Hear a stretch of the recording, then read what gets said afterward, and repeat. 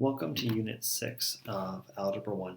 So today we're going to really talk about the beginning of exponent law. So today we're going to take a look at adding and subtracting and multiplying laws. And really there's really only a law here. It's called the product law. And we're going to take a look at that one today, as well as how to add and subtract. Alright, so our goals today are really that you could add and subtract a monomial. And really this is going to be great, and we're going to break this down to really something you probably already understand and know really well back from Unit 1. Multiply a monomial times another monomial, and this is where the product law is going to come into place.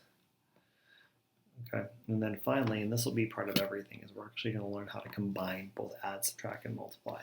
We're going to keep building using the order of operations involving monomials. Yeah. So let's get to it.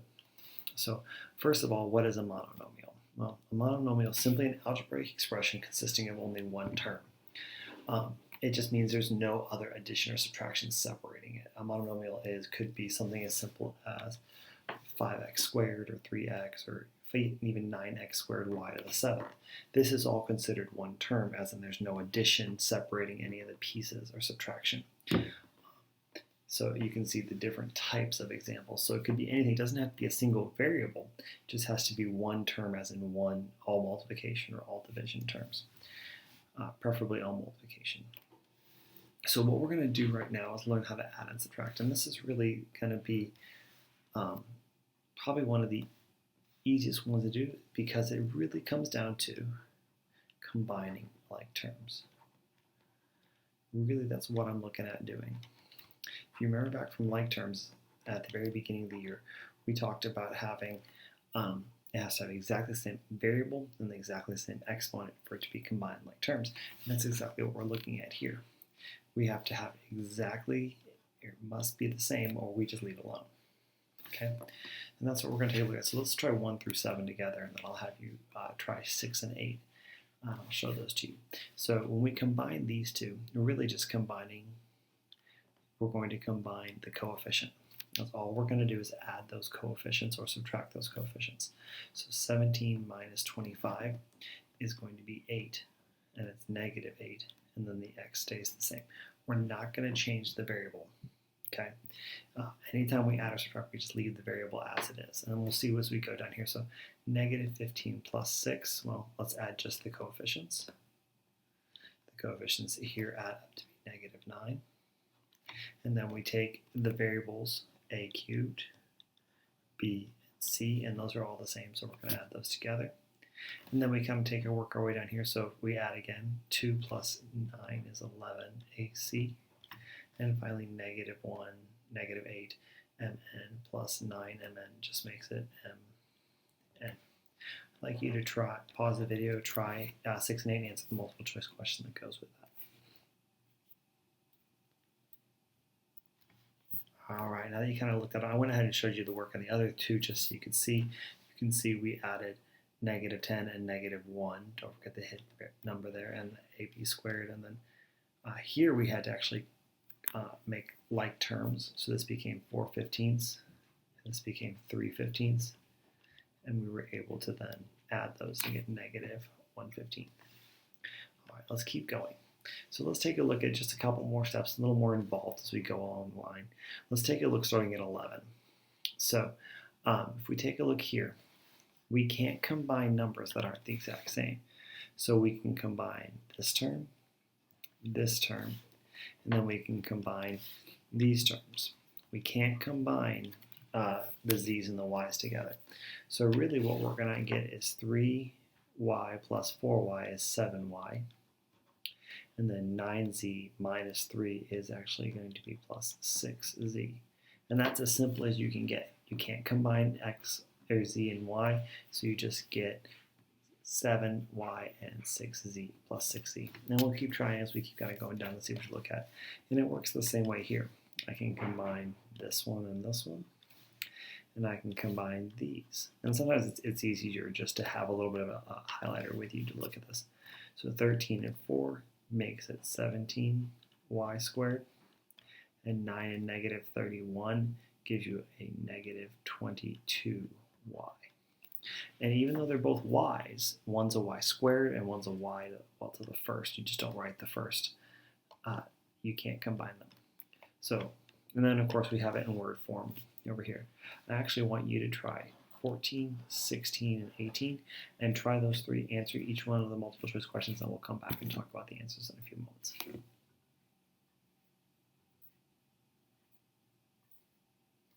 All right, so let's take a look really quickly at the answers. Just like here before, you can only combine the numbers that are exactly the same.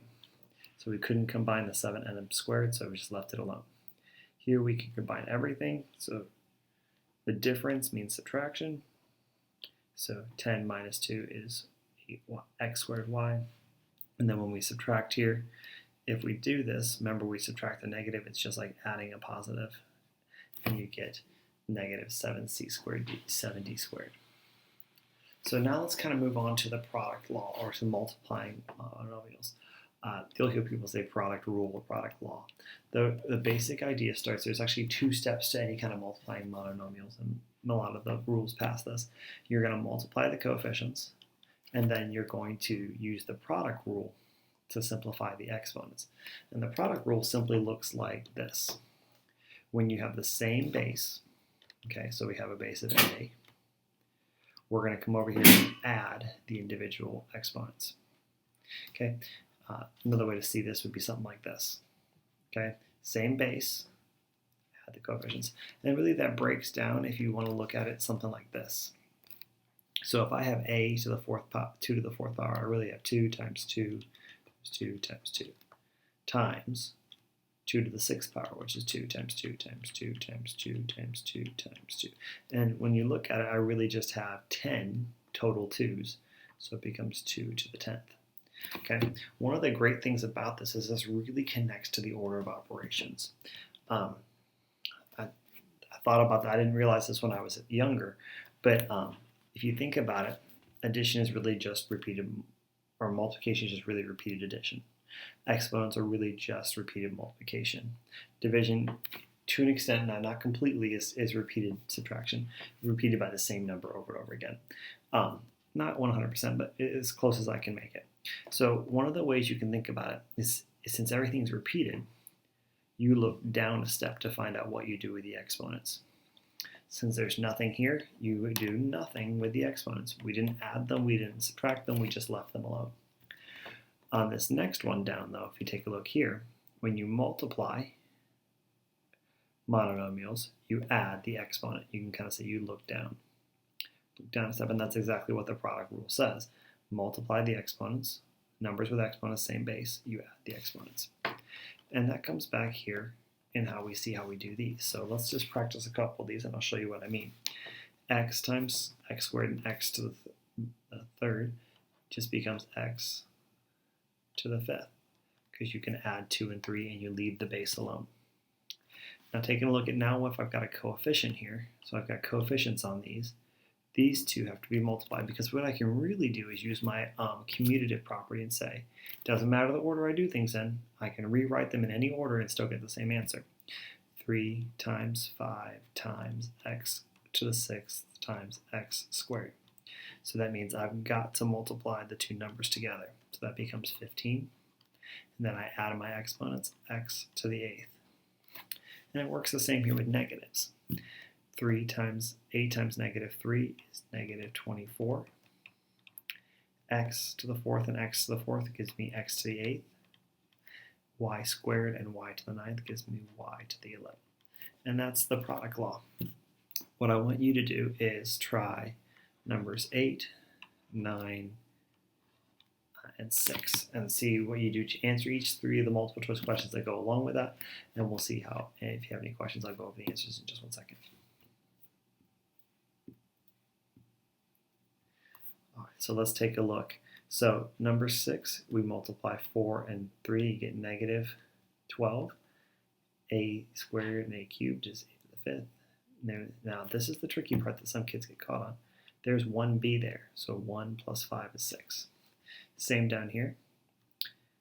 2 times 5 is negative 10, times 3 is negative 30. Y to the 1 2, 3 is 6. And over here, this one's the same idea. Negative 2 times 1 times 3 is negative 6. 1x, 2x, 2 more x's, that's 4. 1y, 2y, 3y, that's 5y's. All right, now let's take a look. I'll just have a little bit different structure of them. Let's take a look and see how to do them with a couple more terms or with fractions in general. So let's take a look at this one really quickly. 6 times 7 is 42. M. So for these, now there's only 3 m's. Even though right here there's no m in this term, I can still combine them all. Okay, I just have to combine n, and n to the 4th is n to the 5th. Okay, it's not like adding and subtracting where you have to have like terms to add. You can add and subtract any term together. And we do the same thing here with, say, number 13. Just because it's a fraction, we treat it like multiplication. Negative 6 times 1/2 is negative 3a cubed b squared. 2. And then there's 1s on each of those. Okay. Now let's take a look over here on these. Actually, no, I'm going to have you try 12 and 15 first. So try those two, answer each multiple choice question. I look forward to seeing how you do, and we'll go over the answers in just 1 second. All right, so let's take a look real quickly at the answers. I didn't mean to show you all those, so I guess we'll take a look at the very end. So let's take a look down these two. Now these actually use both rules. So this actually is going to break into the order of operations completely. So you can see I have addition here in the middle and subtraction, but I also have multiplication, and you've got to still follow the order of operations. So the first thing I do to simplify a problem like this is to set up each set. So I'm going to go 2 times 4 is 8, x5 and x1 is x6, y squared and y cubed is y to the 5th. Drop my addition sign and do the same thing down here. 1 times 3 is 3, x4 and x2 is x to the 6th, y4 and 1 is y to the 5th. Okay, now one of the things to remember is now that I have to add, I've got to make sure that these are exactly the same, and since they are, my final answer is 11 x to the 6th, y to the 5th. Okay, and it works the same with subtraction. I'm going to have to come over here and multiply this minus 12 m to the 8th, n to this 8th. Since they're the same, I can subtract. It gives me 7 m8 and 8. So in addition to that, go ahead and try 17 and 19. Okay. All right, so now that you've had a chance to do those, you've already checked these first two. You know that it's 20r5 s to the cubed, negative 12.